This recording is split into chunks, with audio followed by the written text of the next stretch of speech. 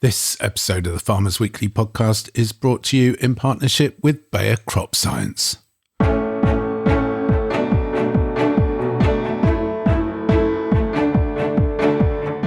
Actions speak louder than words, and when I speak to local farmers, having a level playing field is one of the main issues that comes up. They're not happy, those that have been undercut, and ultimately, if we're not subject to the same rules as the countries which we're importing from, then, of course we're not going to be able to compete. An influential group of MPs launches a campaign to boost farm profitability. Will it work? We find out. Boom time for spring lamb prices in Scotland. Hugh visits Denmark, where he gets to grips with livestock biosecurity. And with Easter holidays approaching, Louise visits an indoor ski slope on a farm near Luton. Welcome to the Farmers Weekly podcast. I'm Johann. I'm Louise Impey. And I'm Hugh. Broom.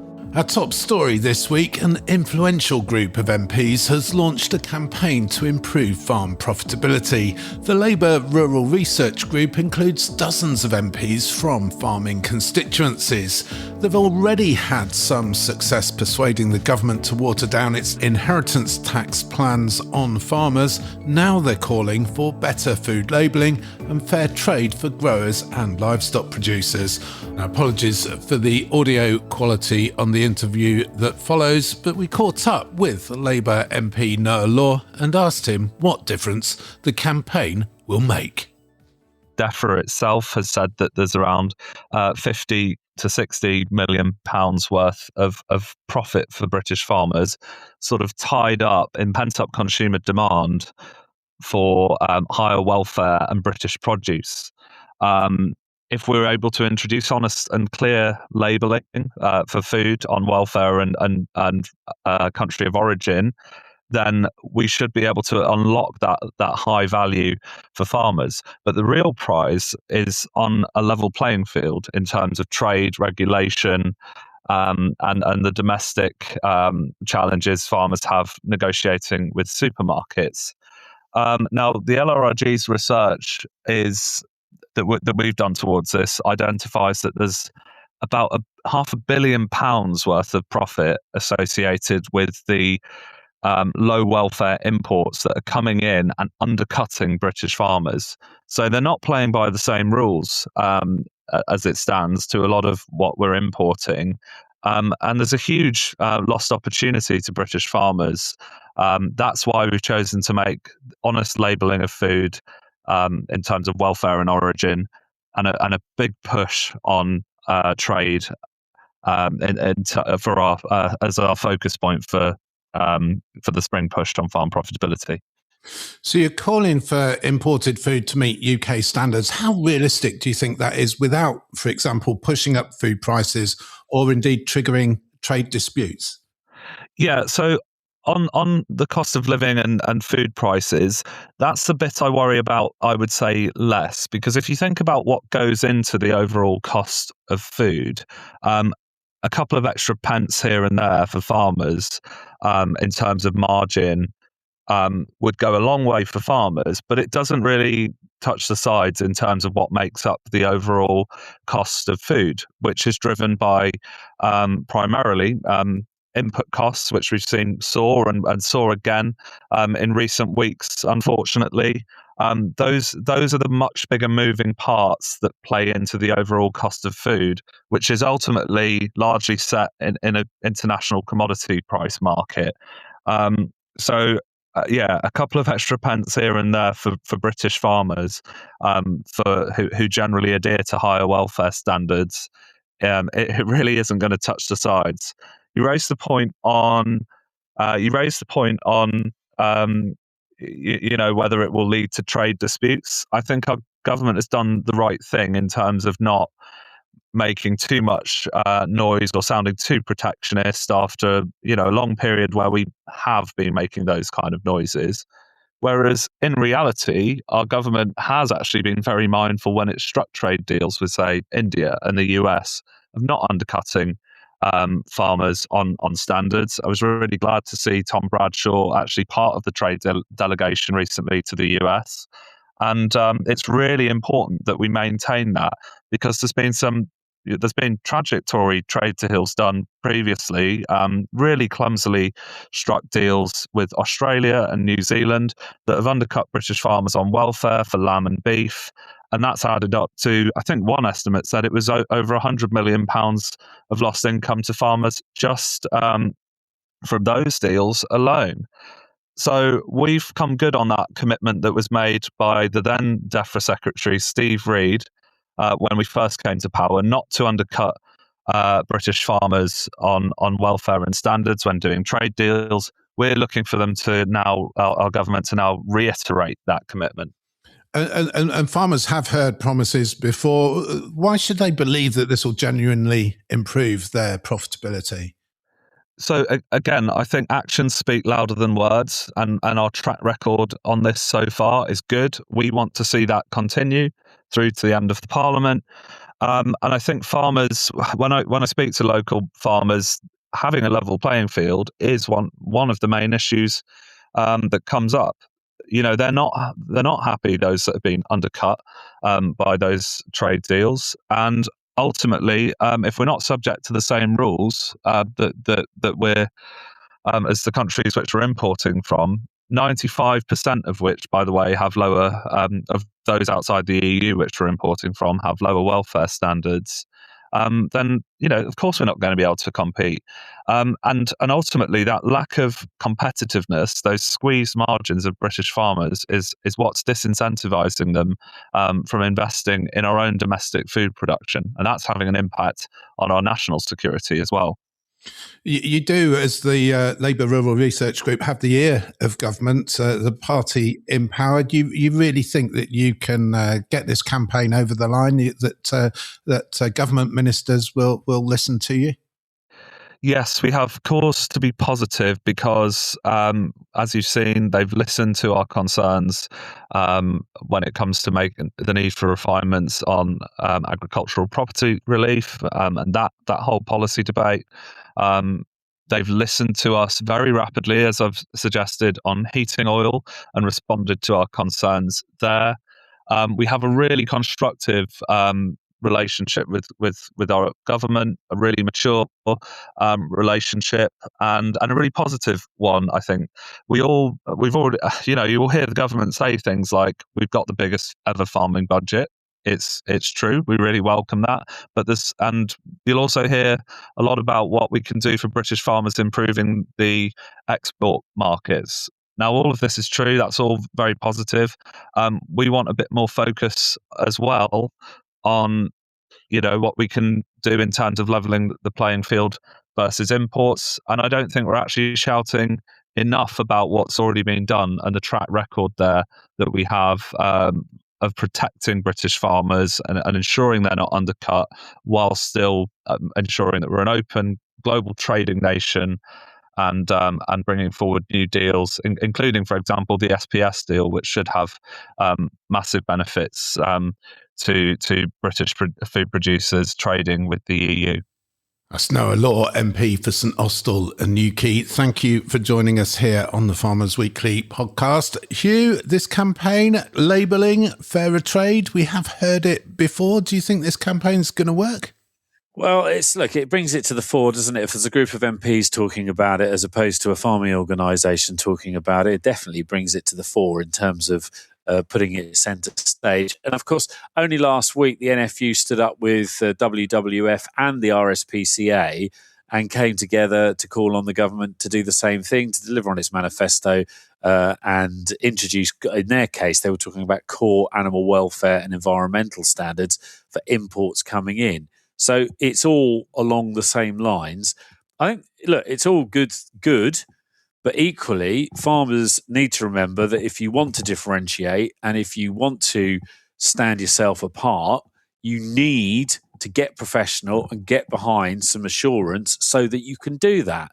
And it would be fair to say there's still a fair chunk, and for lots of understandable reasons, of producers who are ploughing their own furrow, don't think they need to be part of any farm assurance. There's not much of a differential in terms of reward. We know that between some and some. Some there is, some there isn't, depending on what assurance you're tied into and what you're producing.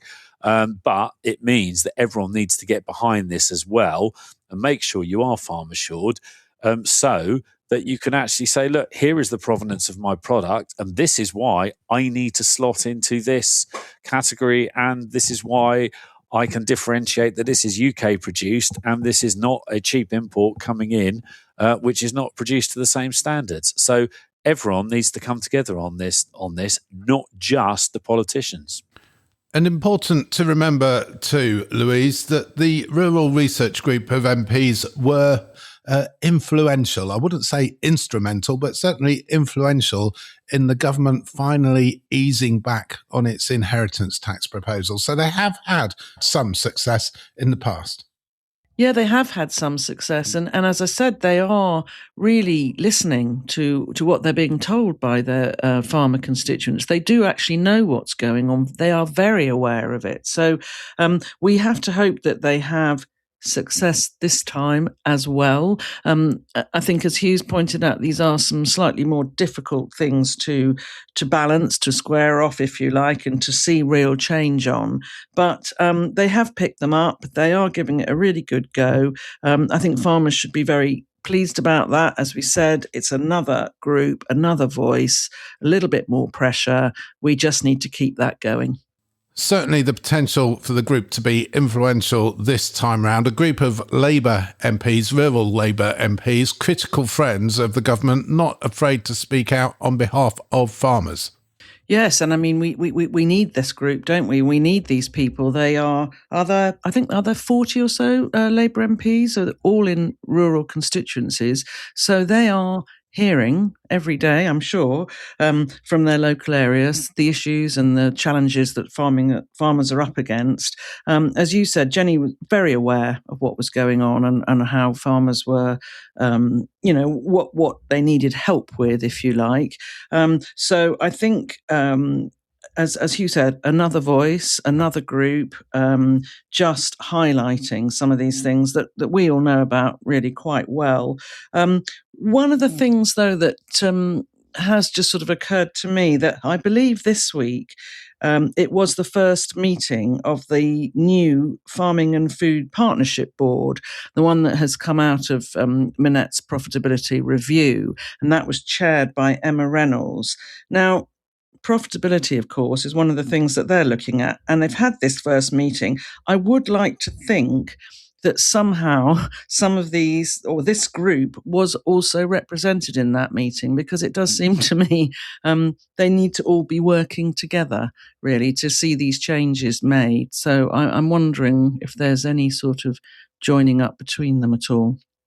Working together, Hugh, also working, cynics might say, to save their own skin in fear of becoming one-term MPs. These rural MPs, they do tend to represent marginal constituencies or have marginal majorities. They are looking to the future, wanting to do the right thing, but also wanting to do the right thing, not just for their constituents, the farming constituents, wanting to do the right thing for their own careers.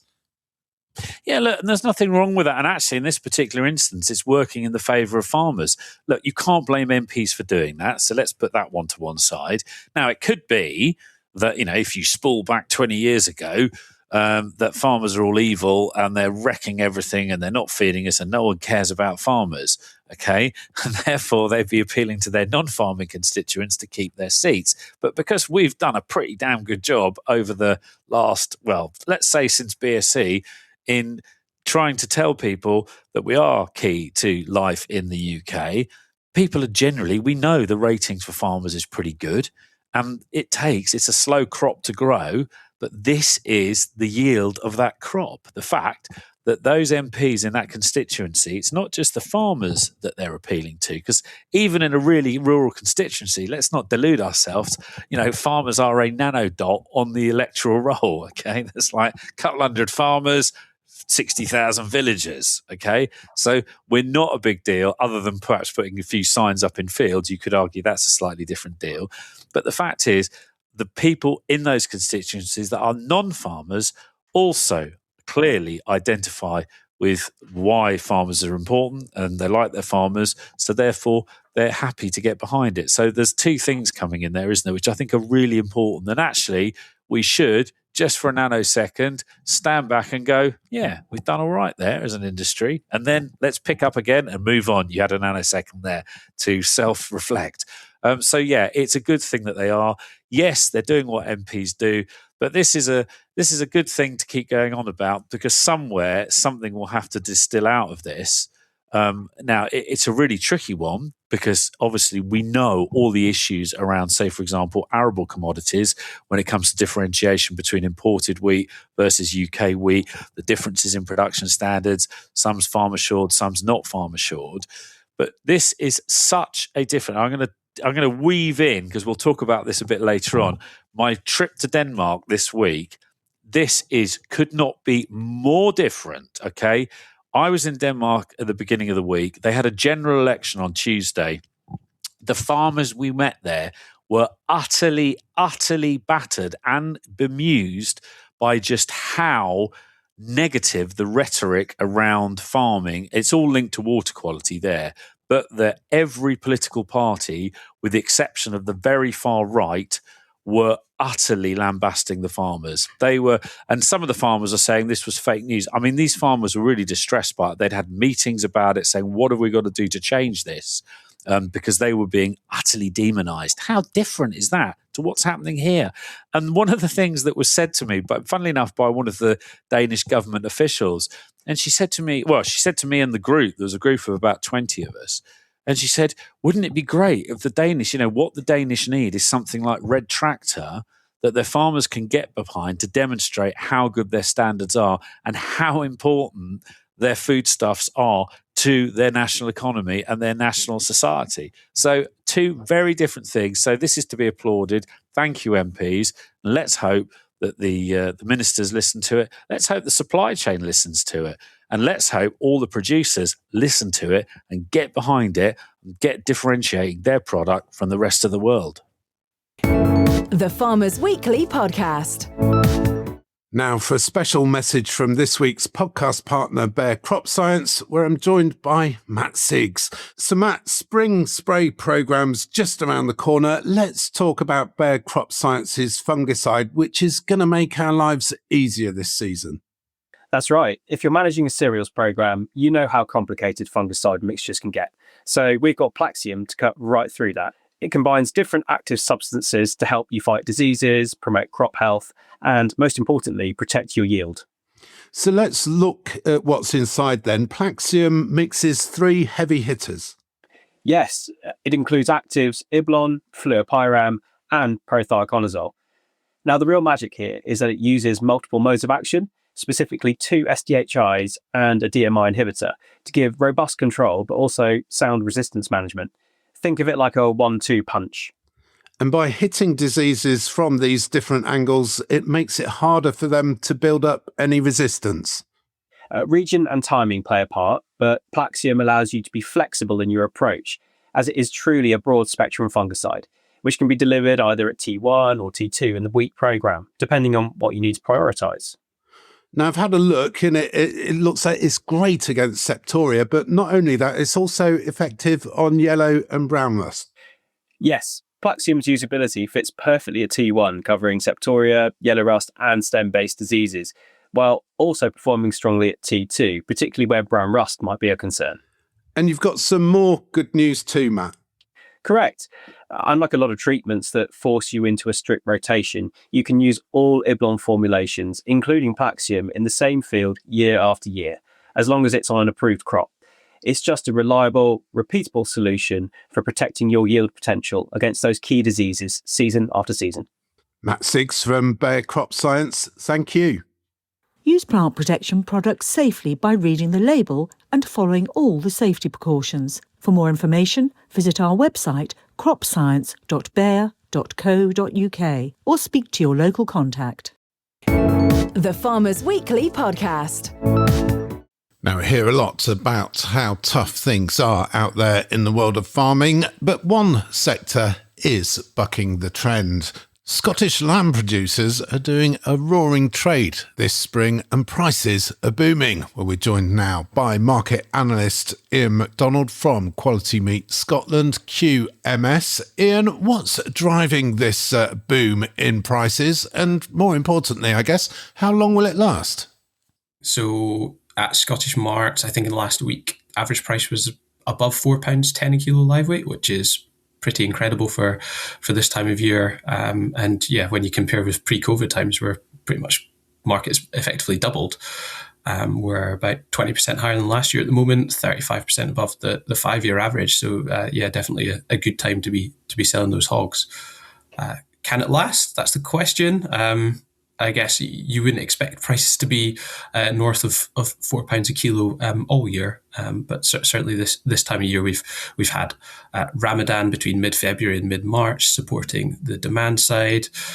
We've now got Easter fast approaching, so that's kind of sustained that demand, and yeah, definitely a positive sort of consumption moment at this time.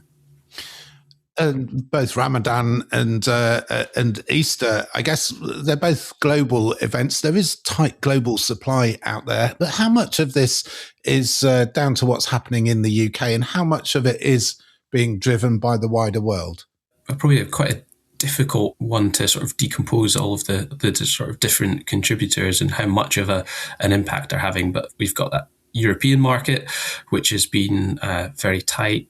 European sheep production has been declining. You've had demographic change supporting demand, probably similar to what we've had here. Looking further afield, it seems like the Chinese market has improved. I think New Zealand have been reporting export prices there 15% higher than last year. So yeah, that global market is strong. US, another sort of key driver of lamb exports from Australia and New Zealand has been strong. The one challenge is Middle East. That doesn't seem to have had an impact yet. At home, demand signals are really strong. Really, the last couple of years, when you sort of plot overall market supply against farm gate prices, we've kind of been off the charts the last 2 years compared to that sort of previous sort of relationship.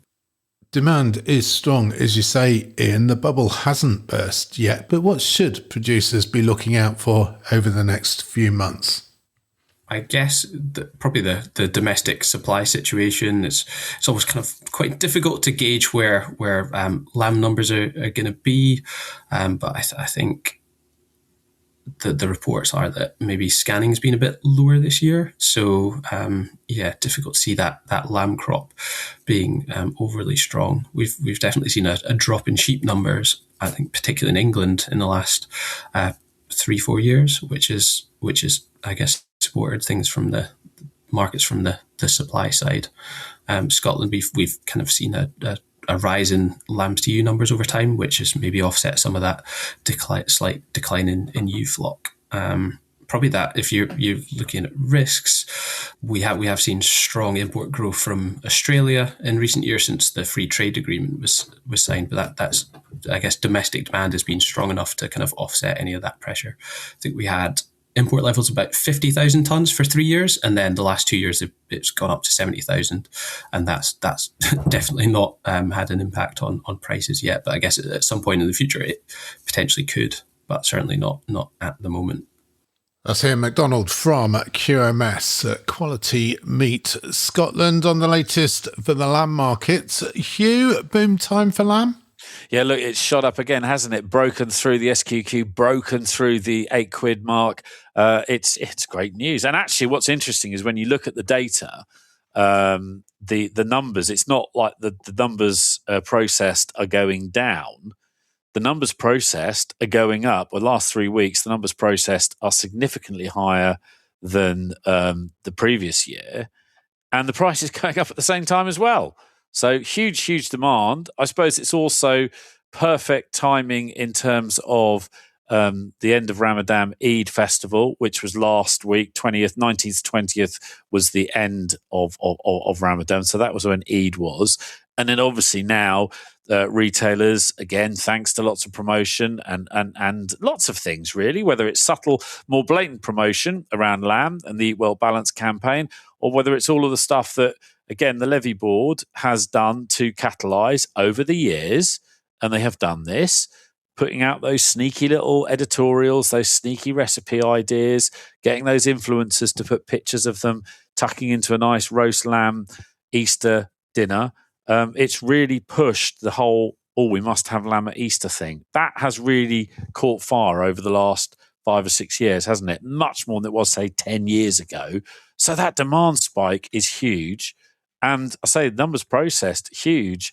I think if I'm just looking at my graph here, if you look at the last year, around the 20th of March, week ending, I suppose these figures are 28,000 processed. This year, 43. And the price is peaking out at, 8.37 is the SQQ average for the week. So really good news. And also it comes at a time when you speak to people in the market, and it's what surprises me. It does. It's a pleasant surprise because that demand is so strong. When you speak to people in the trade, one of our hauliers, he's always in and around they move a lot of sheep as well as moving cattle for us. And, he's always a good barometer. And he says, there's plenty of store lambs coming forward. It's been a bit tight because obviously the weather, it's been so wet over that Christmas, January period. Those of you that have had lambs out on tack or lambs on roots outside, trying to get the finish on them, hard work. I mean, it's almost perfect timing because we've had a bit of dry weather. Those sheep have had a bit of respite from the rain. And so they've been able to get some finish on as well. So hopefully there's some cover on those coming in as well, which will sort of add to the lamb party, as it were. But plenty of lambs around. No one's saying, we're scarce of lamb. There's a shortage of lambs here. There's a shortage of sheep here. So the market is just rising and demand profile rising. It's the perfect sheepy storm, isn't it? I mean, phenomenal. What we hope now, of course, is it doesn't crash bang once we've got through all these festivals and we get to sort of mid-April and everyone's got a lamb hangover, that the old job doesn't crash away. Because I think hopefully will underpin that will be that European demand that we hear about, which is also super strong as well. Again, less lamb being produced over there historically, tied in with the religious festivals and everything that's going on. So some good news on the sheep front. Let's celebrate it. Thankful for those sheep farmers. Obviously, it's good that we've got such good news in the red meat sector at the moment in terms of values. And more importantly, the other good thing is that demand profile is there. People want to eat it. They are looking for unadulterated protein to put into their diet because they're fed up with processed nonsense and all of the nonsense propaganda that's been coming out over the last few years around eating meat. Thank you, Hugh. As comprehensive and straight talking as ever. Louise, are you cooking lamb? I can tell you this much. I did pay £33 for some diced lamb shoulder, I think it was, the other day, to make a casserole. So that did cause a sort of sharp intake of breath, really, paying that much for that. But there you go. It was delicious, very good. And yes, of course, we will be eating lamb at Easter. So I'll have to prepare myself for the shock of buying a big leg of lamb to get ready for the Easter weekend. But as you say, fantastic. The red meat sector is on the up. Really good news. We're just all going to have to be prepared to pay a little bit more for our lovely British, very high quality lamb. The Farmers Weekly Podcast. The Farmers Weekly Podcast. You're listening to the Farmers Weekly Podcast. Welcome along wherever you're listening to us from. You can email us podcast@fwi.co.uk. And if you're in the UK itself, you can also message us by texting the word farm, followed by a message to 88440. Lots going on this week, including the government ordering the reopening of the Ensus bioethanol plant in North East England. Lots of people talking about that, including in the farming community. But Louise, no commitment that plant is going to process only UK grown wheat into bioethanol. No undertaking at all, and actually an awful lot of speculation still at the moment about what is and isn't going to happen. But of course, Ensus is, of the two ethanol plants that we had, Ensus is the one that can take different feedstock. So that's an advantage. It was also the only one that can produce carbon dioxide, so not very surprising that that's the one that's received the money and the government support. It can take maize, it can use imported maize, it can use British wheat. So I don't know how long it's going to be open for. I'm not quite sure the sort of course of events or where we go from here, but we'll have to wait and see if it's a missed opportunity, I think, really, Johann. I guess, Hugh, it's going to come down to price and availability. Yeah, look, I think it's good news. It's to be applauded, the fact that someone's had the foresight to reopen it, so we're not in some CO2 crisis that we've had in previous years, haven't we? Where it's been, look, we've got to stop killing chickens, we've got to stop doing this, we've got to stop doing that. They're thinking ahead, so that is to be applauded. It will be down to price, but you could argue, given the flatness of the global commodity market, any little hole that opens up to suck in some product surely has got to help lift that price somewhere. And if it's right on the doorstep and it's the right gear, then let's hope it goes straight in the door at Teesside. An interesting article in Farmers Weekly this week by Farmers Weekly Deputy Editor Abby Kay, Hugh, questioning whether farmers are unfairly blamed for water pollution. Yeah, this is a really good article, and I think what it does is it speaks to people that we don't tend to hear from. We tend to hear from all of the river campaigning lobby groups talking about the state of our water, and we know all the reasons around it, whether it's lack of sewage treatment or inappropriate and useless underinvested sewage treatment. Yes, there will be. I'm not taking farmers off, because there will be places where, and even those experts say, there are places where agriculture does have an impact. But a lot of the perceived issues around water pollution, they are just perceived. They're not reality. And I think what this article does, and Abby's to be applauded with it, it sets the record straight in terms of what the real facts actually are and where we should be going. And it comes at a time as we're about to review, and government's about to trying to simplify those farming rules for water, about how we can all do our bit to ensure that we're on top of the water around our farm, and how actually as an industry we need to get more dynamic in terms of almost, could it be that we could get to the stage where, I monitor the water quality here with a really cheap test kit. We could do more dynamic analysis, so we're actually seeing what impact we're having. I'm happy to say that I have very little impact. The water is actually cleaner that leaves my farm that comes into it on the brook when it comes into it. So we just need to really get down and buckle down and see what the true facts actually are. This is a really good article. You must go and read it. Louise, one of the people that Abby spoke to for this article, Kate Speak Adams, has done a lot of work with a lot of good work with the River Wye on the English-Welsh border there. You've written extensively about the River Wye. Farmers are trying to do the right thing when it comes to water management. Yeah, they are. I mean, certainly in that part of the world, they've really come together, and they're really trying to do the right thing. I think, as Hugh mentioned, this whole blame game situation is not helpful, really. And the thing that has been missing in quite a lot of this was the actual farmer's voice. So, when they can come together, work together, and have these conversations with everybody involved in water quality, whether it's a river action group, whatever it is, then we do really start to see some good stuff happening on the ground. So, that's good news. And the other thing I think, which I came across the other day, which I found quite interesting, is the role of climate change in water quality. And I think that people are just beginning to realise that. So these much wetter winters, I know that nitrate levels, for example, in completely different part of the world, in Grafham Water, they've been going up. And as they say, farmers aren't doing anything different on the land around there. So what's happening? And they're fairly sure that this is a climate change effect. So lots to look at, lots to discuss, and lots to do. Well done, Abby, for that piece. And we need to just keep this conversation open and keep seeing some progress, really. And Hugh, away from the rivers in the UK, you've been over the water in Denmark. Presumably you didn't just go out there so you could talk about it on the piece we heard earlier. What else were you up to? Well, I was very fortunate. I went to Denmark 3-4 days. It was I blagged.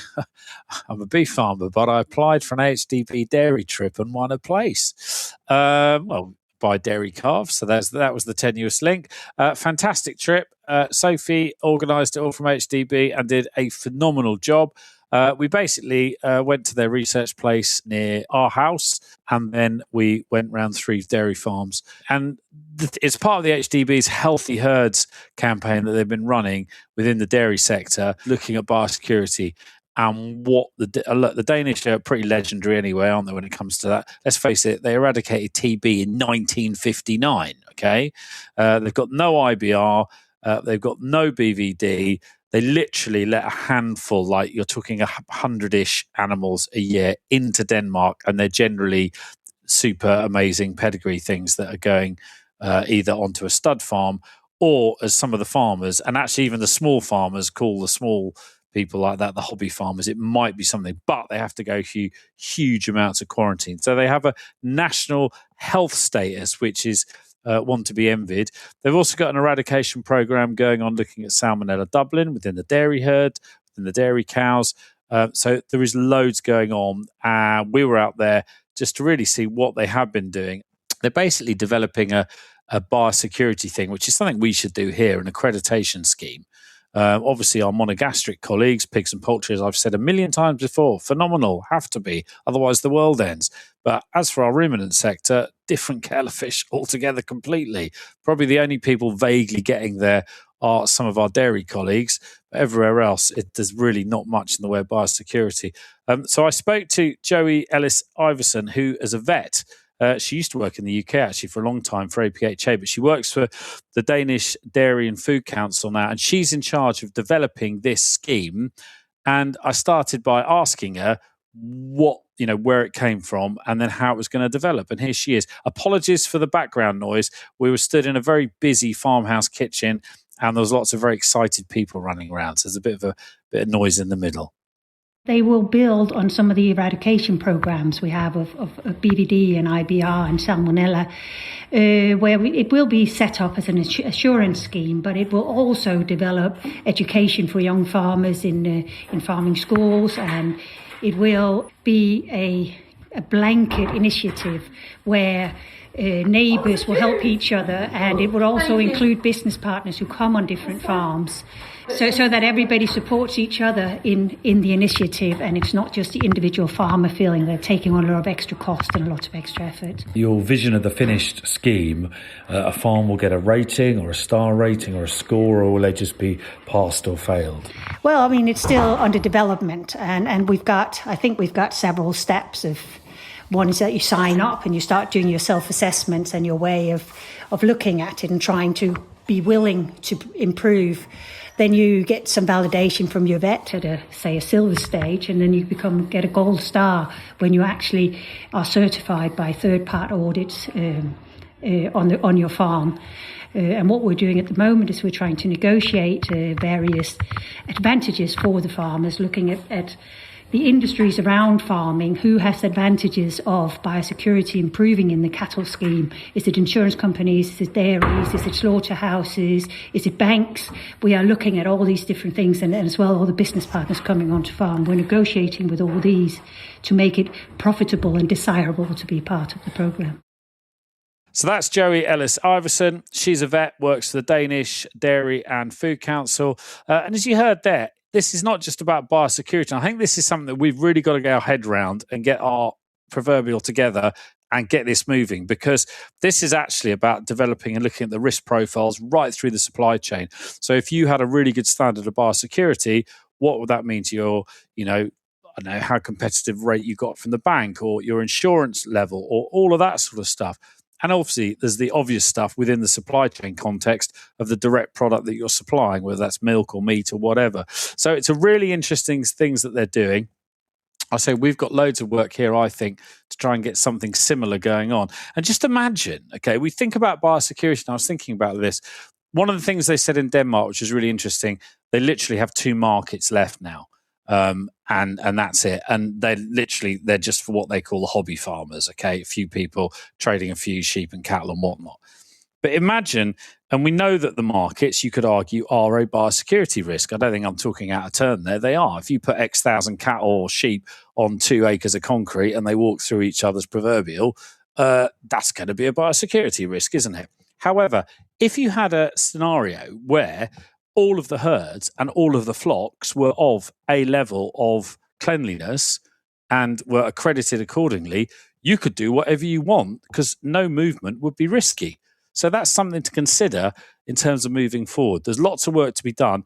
And given all the threats that we face from, whether it's mainland Europe, there's so much going on at the moment. We have got to get on top of this. So it was a brilliant trip. Thank you so much to HDB and to Sophie and all of my long-suffering colleagues that are on the trip with me. It was a great 4 days. Very quick, very cold, very windy. What a country. 5G mobile signal everywhere and not a pothole in sight. Not a pothole in sight. Well, that's what you've been up to, Hugh. Louise, a busy week for you too. In the UK, though, lots of potholes. Looking at seed varieties. Well, it is the start of that time where we look at and consider cereal varieties and actually all crop varieties. So I have been up to Yorkshire to a meeting where we were looking at some of the candidate varieties that are coming through, also talking about some of the existing varieties. So we're looking at wheat and barley and pulses and everything, and just beginning to understand if you like, the lay of the land, where some of these new varieties might fit, what they might replace, and just, the way that whole market is moving. Obviously, the wheat market has had this big disruption, if you like, with the breakdown of the YR15 yellow rust gene. So there is going to be, I think, a fair bit of change this coming autumn with wheat varieties. And then, we're seeing in other crops, things like barley, we're seeing these BYDV resistance and tolerance things coming in. So there is quite a bit to talk about, quite a bit to look at, quite a bit to consider. And again, it's about where and how they're going to fit in with the sort of existing lineup. Thanks, Louise. We look forward to learning more about those varieties in the coming weeks and months. Now, though, Hugh, this week's markets, what's happening? Thank you very much, Johann. Finished steer deadweight this week, 633.6. That's back just shy of 1.9 pence on the week. The live weight steer average goes back 0.2 of a penny on the week. Sheep prices continuing to surge this week. 837.5 is your average SQQ, up from 799.7 last week. The live weight SQQ 416.8. That is up around 7 pence on the week. The pig price, I'm afraid, continues to drop, 182.7, back from 184.5. And then onto the arable markets. Again, I'm afraid it's fairly lackluster. 165.9 is this week's spot wheat price. That is actually gone up £1. So you've gained £1. Also, if you go back a year, it was still pretty rubbish. Then it was £2 more, or just under £2 more, 167.20 a year ago. Milling wheat, 173 dead. That's back £3.50 on the week. Feed barley is 153.40. That's actually gained nearly £2 on the week. Oilseed rape drops back £4 to 433 dead. Feed peas 205 dead. Feed beans 207.20. They've actually gained a couple of £3 on the week. And then, not surprising, we're talking telephone numbers and we're talking diesel. According to this week's Wednesday morning ring round, the price of an average litre of red tractor diesel is 117.08. So that is up around about 6 pence on the week. The West Texas Intermediate oil price, that's actually dropped back. But probably if you look at it now, it's probably jumped up again because, as ever, the crude oil price is all over the place depending on what Mr. Trump's saying. The Farmers Weekly Podcast. The Farmers Weekly Podcast. And finally, if you're lucky enough to be going skiing this Easter and you want to get a bit of practice in before you set off, you might want to pop along to the Luton Hoo estate, where farmer Edward Phillips has installed a rather unusual state-of-the-art indoor ski slope on the Bedfordshire-Hertfordshire border. Louise went along to meet him. Edward Phillips, I'm the Chief Executive of the Luton Hoo estate. So this is our infinity piste. It's, for want of a better term, it's a giant skiing treadmill. I can adjust the angle of the slope. I can adjust the speed that the treadmill runs at. I can also, we spray it with water to help reduce friction, and effectively it allows you to ski or snowboard down the piste in an endless manner. We say that half an hour on this machine is the equivalent to a full morning out in the mountain in terms of the intensity that it delivers and the experience it gives. It allows you to really just concentrate and focus on technique and what your body's doing and build up that muscle memory to help deliver confidence and muscle development. And in Piste as a business, I think you've been open for business for the last 6 months. We are in a fantastic old building, which I believe was granary, was your grain store at one stage. You've got quite a lot of other things going on this estate, various tenants, various business activities. Why skiing? What was it that persuaded you to go down this route? So both my wife, who's a co-director of the business, and I are both very keen skiers. We have 3 young children who are developing into keen skiers. And our sort of experience of the UK ski market was one of mass entry, not necessarily delivering huge value for money. And we saw this, particularly with the machines that we've got here, as being a way to elevate training and fitness, both for beginners but also for more experienced skiers who may be reluctant to go to some of the other opportunities we have in the country. We really see the market of skiing as a 365 sport as not being exploited in this country. We looked at other countries, so for example the Netherlands, there's 1 million skiers and they have 50 of these centres. The UK market is 6.5 million skiers and snowboarders. So, and we only have, I think, about 40 snow sports centres in the UK. So relatively speaking, the market for non-mountain skiing is very underdeveloped in the UK. And we're excited about that as an opportunity. We're really excited about the opportunity of potentially reaching out to individuals who don't get the chance to experience snow sports on a day-to-day basis or on a year-to-year basis, potentially because of the cost of entry. We see ourselves as being quite a relatively low cost of entry, and also we're excited about how we can help propel snow sports in the UK up the agenda. We've just obviously come off the back of a very successful Olympic campaign, so as an opportunity to help develop performance level athletes as well is really exciting for us. That's Edward Phillips from the Luton Hoo estate, and we'll put a link to that indoor ski slope, that giant treadmill, on the show notes page to this episode of the Farmers Weekly podcast. Louise, a rather unusual farm diversification. Yeah, I can't say that I've ever been to a snow sports centre on a farm before. So very much a first for me, and, really interesting to see what they've done and how it's being run. And I really do wish them a lot of success with that. I'm sure that it is going well already, and I'm sure it will continue to do so. It's unusual. I think there are only 4 of those type of centres in the country. So, yeah, quite unusual, quite different, but very much being used by people who live locally. And actually, people come from further afield to use it as well. I guess the secret of good diversification is that USP, that unique selling point. There are lots and lots of farm shops out there, farm cafes, bed and breakfasts, even a big boom in paddle courts at the moment. But yeah, finding something that is niche but also suits your own farming business and can run alongside it. And I guess this is something that, because it's indoors, it's not seasonal either.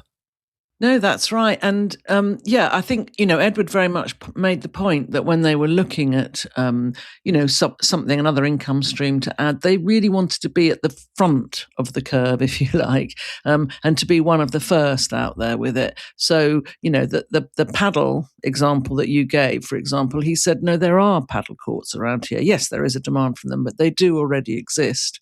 So he was looking to be ahead of all that and also to really if exploit is the right word, but exploit the consumers that do come up to the estate for other reasons, because there are various things going on there. For example, there's a Pilates studio, there's a gin distillery, there's a children's nursery. So, there's a reason for people to be driving up there every day, and then they can move on and experience a bit of the ski training if that's what they want to do.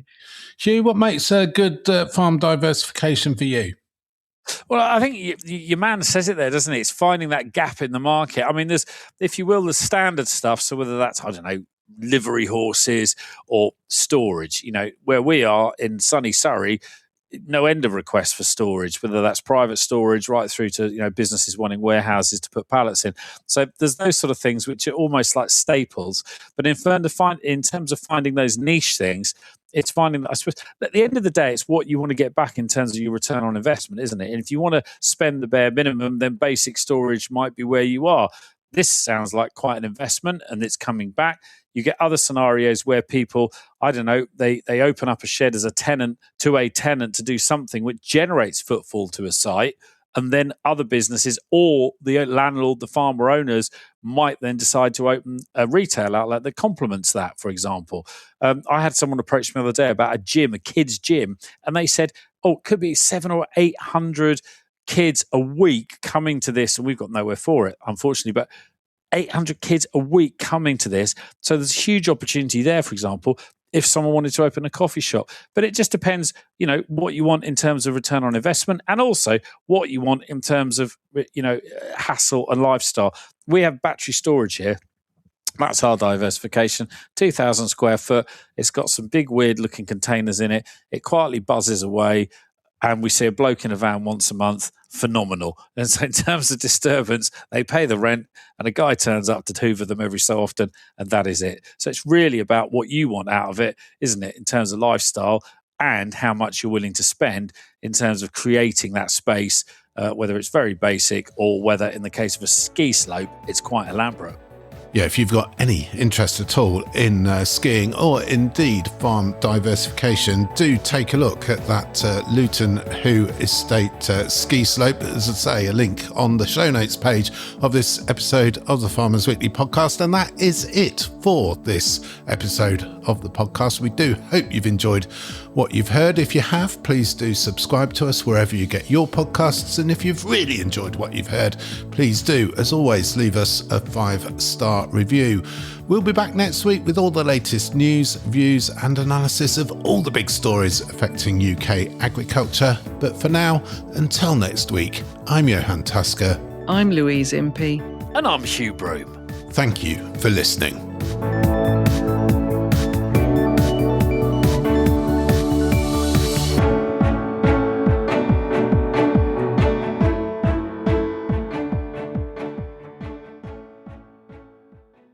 This episode of the Farmers Weekly podcast was brought to you in partnership with Bayer Crop Science.